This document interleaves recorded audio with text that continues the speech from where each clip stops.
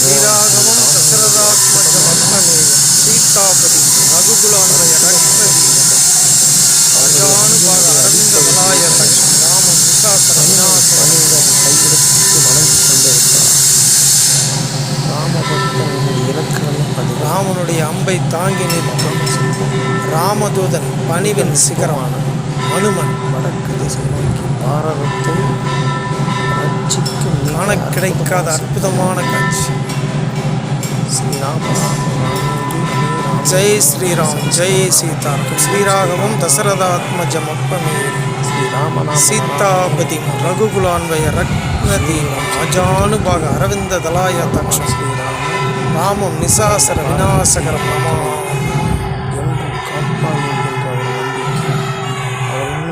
ஜெய் ஸ்ரீராம் ஜெய் சீதாராம் என்றும் நாளை எப்போதும் நம்மை நேசித்து நம் மக்களை காத்து கொண்டிருக்கிறார்.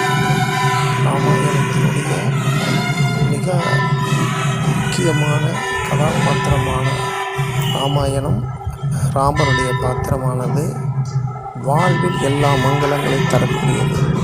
பணிவின் சிகரமாக தந்தை இட்ட கட்டளையை ஏற்று வனவாசம் மேற்கொண்டு ஏகப்பட்ட இன்னல்களையும் தன்னுடைய மனைவியை இழந்து அதற்கு பிறகு ராவணனுடன் போர் செய்து மனைவியை மீட்டு மீண்டும் வந்து அரியணையில் அமர்ந்திருக்கிற பொழுது அவர் ஏற்படக்கூடிய எல்லா வகையான அவதூறுகள் அவமானங்களை எல்லாம் தாண்டி அவர் மிகவும் ஒரு பணிவுடன் அடக்கத்துடன் சத்தியத்துடன் மிகவும் பண்புடனும் நடந்து கொண்டதால் பண்பின் நாயகன் என்று போற்றப்பட்டார்.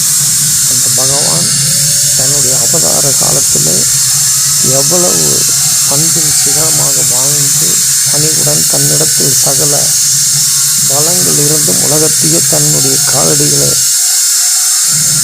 பணிய வைக்கக்கூடிய ஒரு ஆற்றல் இருந்தும் கூட தனக்கு தந்தை தாயிட்ட கட்டளையை மீறாமல் பணிவின் சிகரமாக வாழ்ந்து நமக்கு ஒரு எடுத்துக்காட்டாக திகழ்ந்த காரணத்தினால் இன்றைக்கு அவர் பல யுகங்களாக நாம் வழிபடும் தெய்வமாக நமக்கு அவர் வழிகாட்டி கொண்டிருக்கிறார்.